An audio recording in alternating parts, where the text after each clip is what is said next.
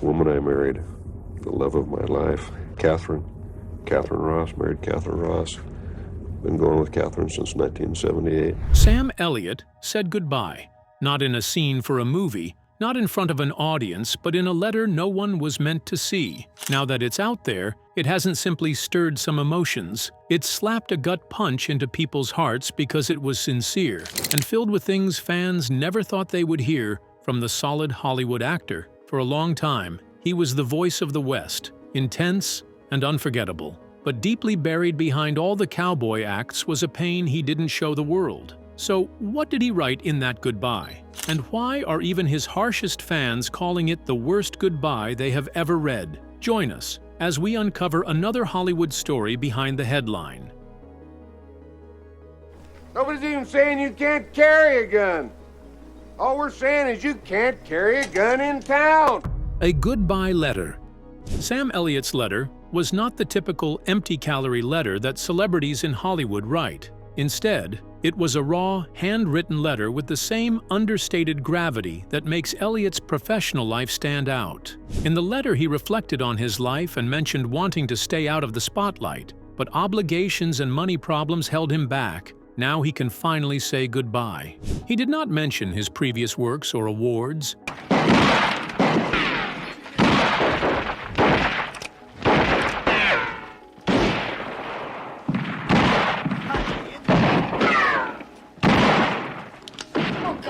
Instead, he acknowledged the futility of life and thanked his fans for being supportive. The letter also expressed deep regret. Elliott acknowledged that he often struggled to express his real feelings. He recounted relationships he could not successfully develop and explained that being famous was never something he aspired to, but once achieved, it somehow complicated everything. Elliott looked back on the movie moments that changed him, the roles that helped him heal, and all the people he owed so much to that he never fully appreciated when they were alive. His concluding thought struck a chord with his supporters, which was stated without the pomp or bells and whistles of theatrics or poetry, only with raw simplicity. You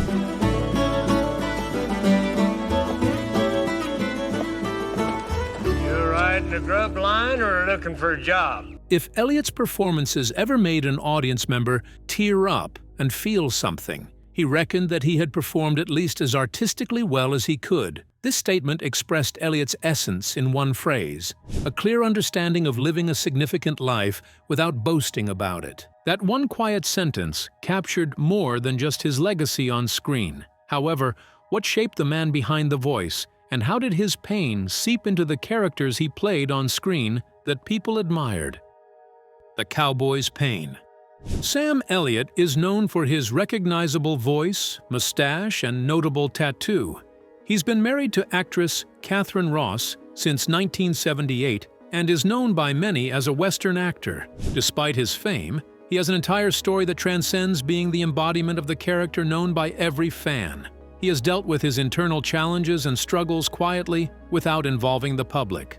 Like everyone, he's faced personal challenges and difficulties, though many of these weren't covered by the media. He was born in Sacramento, California, on April 9, 1944. His mother, Glennie, was a former champion diver who became a teacher and fitness instructor, while his father, Henry, worked as a predator controller. Both parents were originally from El Paso, Texas. When Sam was 13, he and his family moved from California to Portland, Oregon, which would significantly alter the course of his future. I'm in with a couple of them up in Fresco. Nobody does nothing without them. I mean, they're it.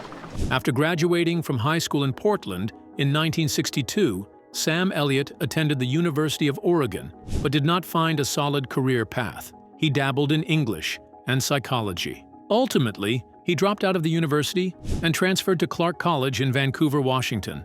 Elliott found his acting potential at Clark College when he was cast as Big Jewel in a production of Guys and Dolls. One of the local newspaper's critics made a big deal about Elliott's performance and publicly proclaimed that Elliott had the potential to be a professional actor. This moment was the turning point that launched his cherished acting career. He returned to the University of Oregon with plans to refocus on academics, but tragedy struck. His father had a fatal heart attack. This experience of losing his father at a young age was not only the end of his formal education, but also a significant transition for him as a person. This experience impacted Elliott's character and worldview. Nobody's even saying you can't carry a gun. All we're saying is you can't carry a gun in town. He became a work in progress, grappling with the complexities of moving toward his dreams, while simultaneously dealing with profound loss. As a film actor known for performing in Western-themed films, the emotional experience became a dimension of his character. That loss didn't just shape his emotions, it carved out the resilience he carried into every audition, every setback, every win. Could the grief he once tried to bury have become the very fire that pushed him forward? Cement, grit, and guts. Before his father passed, he showed skepticism about Elliott's acting choices and believed he had little chance of succeeding in the entertainment industry. This, instead of deterring Elliott's professional pursuits, fueled his motivation. Before finding opportunities to act, Elliott worked construction jobs. He did this to pay bills while systematically trying to become a professional actor. His labor-intensive tasks included mixing cement and hauling materials at construction sites, which left him physically drained. Despite the exhaustion, he didn't give up. A lucky encounter heavily influenced Sam Elliott's career path while working in construction. He met an assistant director in the film business. This person invited Elliott to see a film set. This introduction led Elliott to his first screen appearance in the 1969 film Butch Cassidy and the Sundance Kid.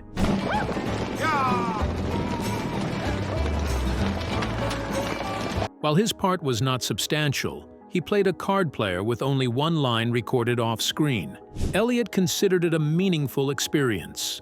The experience was necessary because he was behind the scenes and because his entry into the film industry changed his career direction. The 70s launched Elliott's career. He got to act in television dramas such as Judd for the Defense, Gunsmoke, and Lancer, where he played recurring characters in multiple episodes.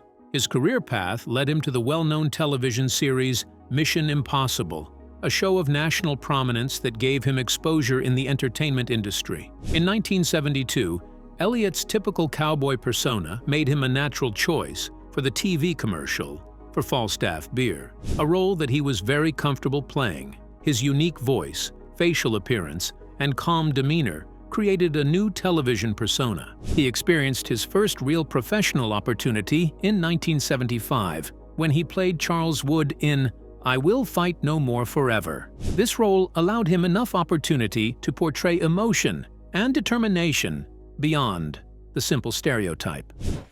Too cold. Makes man wonder what he did with his summer wages.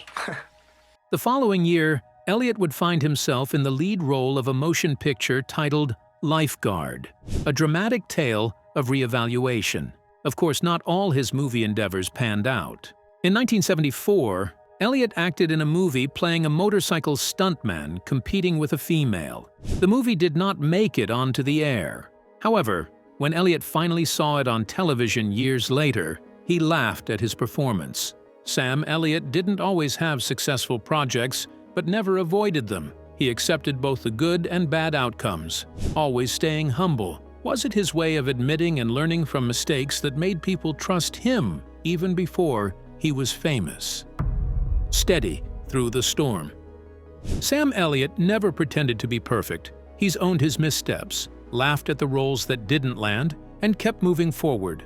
That honesty is a big part of why fans connect with him. People kept watching, not because every role was a hit, but because Sam brought something tangible, a steady voice, strength, and the sense that he genuinely meant every word he said. Long before his fame, he had already earned something far more valuable: people's trust. Sam Elliott became more famous and got bigger roles by the late 70s and early 80s. In 1977, he played an important character named Tom Keating in the TV show Aspen. In 1981, he acted in Murder in Texas with Farrah Fawcett and Catherine Ross, whom he later married. A few years later, he worked with Cheryl Ladd in A Death in California. He was often chosen for Western movies and shows. He worked with Tom Selleck in the Sacketts, and the Shadow Riders, and people liked seeing them together. Sam Elliott has had some serious roles over the years. To walk down the street, and I'm trying to make money off that like some goddamn vulture. In 1986, he played Sam Houston in Gone to Texas, showing both the military and political sides of the man. Then, in 1989, he went full-action star mode in Roadhouse as Wade Garrett, the tough but weary mentor to Patrick Swayze's character. Fast forward to 1991, and he got to do something special, a movie called Conager, based on a Louis L'Amour novel. This one was different because he starred alongside his actual wife, Catherine Ross. Their chemistry worked because it was real. Then came 1993, which really locked him in as a Western legend. First, he showed up in Gettysburg as General John Buford, and later that same year, he played Virgil Earp in Tombstone. That's the moment it all clicked. He wasn't just acting in Westerns anymore, but becoming part of the genre's legacy. By the early 90s, Elliott wasn't just landing roles, but leaving a mark on American cinema, especially in the Western genre. But could it be that what made him unforgettable wasn't just the roles he played, but how he made himself unforgettable long after the credits rolled? The voice that lingers. Sam Elliott always had a way of standing out, even in a cast packed with big names like Kurt Russell and Val Kilmer. He wasn't just another face in the crowd. His presence always carried weight. Take The Big Lebowski. In 1998, he played the stranger, a role with barely any screen time, but his deep, gravelly voice made it unforgettable. He wasn't in the movie much, but people listened when he spoke. Then came the early 2000s, and Sam kept appearing in roles that mattered. In 2002, he played the tough-as-nails Sergeant Major Basil Plumley in We Were Soldiers. A meal if I can. You got any sand? I won't have any man riding for me that's gonna turn and run for town the first time he sees a pony track. And the following year, he became General Thaddeus Ross in Hulk. He didn't need to be the lead, he just needed a scene to make an impact. Then came a string of characters that widened his legacy even further. In 2005, he starred in Thank You for Smoking, playing a former cowboy model now suffering from lung cancer. A sharp, satirical jab at his on-screen image. It was heavy and smart. Only someone like Sam could sell it with power. In a lighter shift, he voiced Ben the Cow in Barnyard in 2006. Yet his voice carried wisdom and warmth even as a cartoon. In 2007, he joined Ghost Rider as Carter Slade, and then The Golden Compass as Lee Scoresby, holding his own alongside big names like Nicole Kidman and Daniel Craig. He also appeared in Up in the Air with George Clooney, in a small but striking role as a seasoned airline pilot. So sorry. Elliott kept surprising people. On Parks and Recreation, he played Ron Dunn, a Zen-loving version of Ron Swanson, and somehow made it work. He returned to voice acting in Marmaduke, played a football coach in Draft Day, and started getting recognition not just for being Sam Elliott, but for the weight he brought to every role. In 2015, he shared the screen with Lily Tomlin in Grandma and starred in the tender drama I'll See You in My Dreams. That same year, he received a Critics' Choice Award for his intense guest role in Justified. It marked a turning point, a reminder that he wasn't just a relic from the golden age of Westerns. He was still evolving. Sam Elliott didn't just stay in the past. He kept showing up for new generations. On Netflix's The Ranch, he played the strict, no-nonsense dad alongside Ashton Kutcher, introducing his signature presence to a younger audience that might have missed Tombstone or The Sacketts. He also popped up in Grace and Frankie and even voiced Butch in Pixar's The Good Dinosaur. Then, in 2017, he delivered a performance that reminded everyone how strong he could be. He's real good. You never ate such grub. Old man found some chef got thrown out of some hotel back east.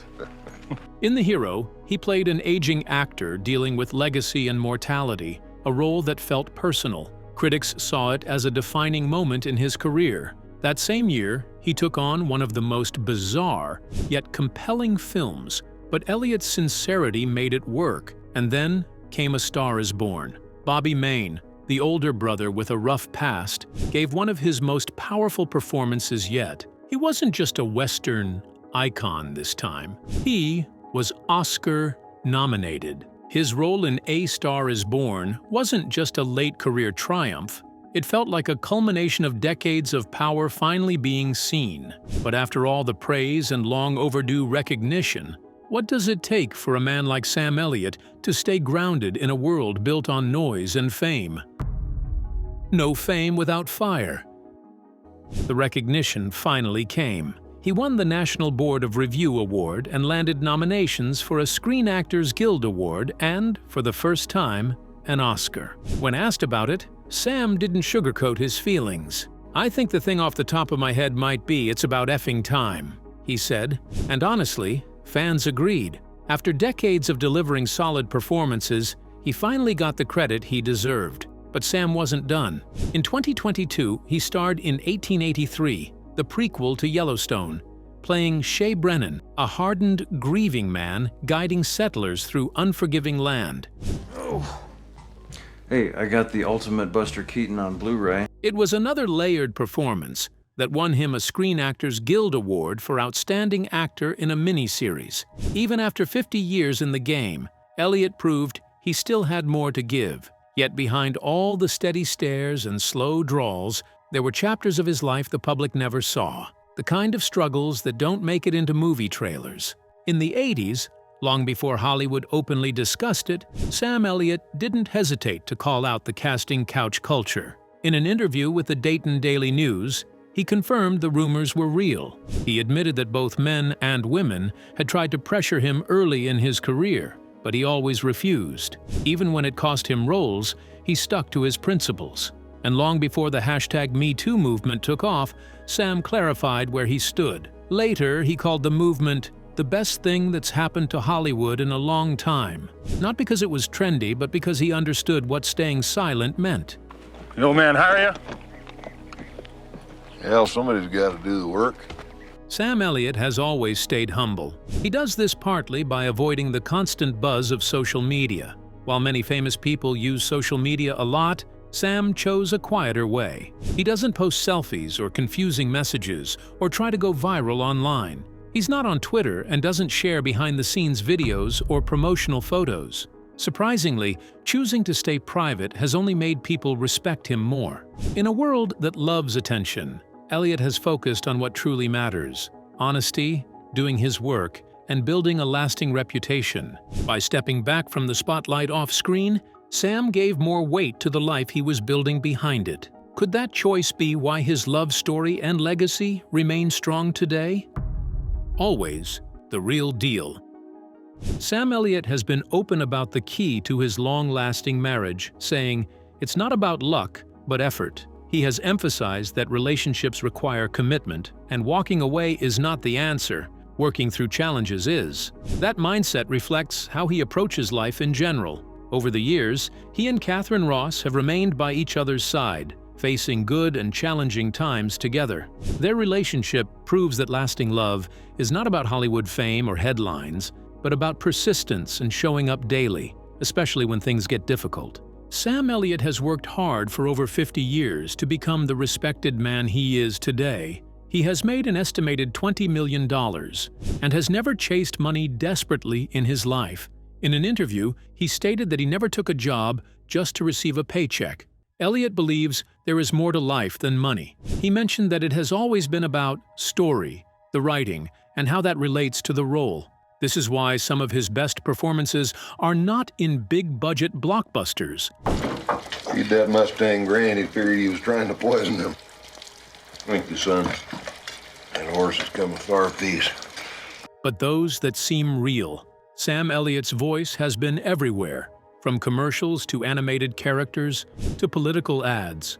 Over the years, he's lent his signature, deep, rugged tone to brands like Dodge, IBM, Kinney Drugs, and Union Pacific. However, one of his most recognizable gigs was voicing the American Beef Council campaign, taking over from Robert Mitchum. Since 2007, he has been the voice behind Coors Beer, bringing that classic Western appeal to the brand. In 2010, Ram Trucks brought him on board for their heavy-duty truck commercials, and he's been voicing them ever since. He also took on the role of Smokey Bear in 2008, fittingly sharing the mascot's August 9, 1944, birth date. Beyond commercials, Elliott narrated the team introductions for the Pittsburgh Steelers and Green Bay Packers at Super Bowl 45.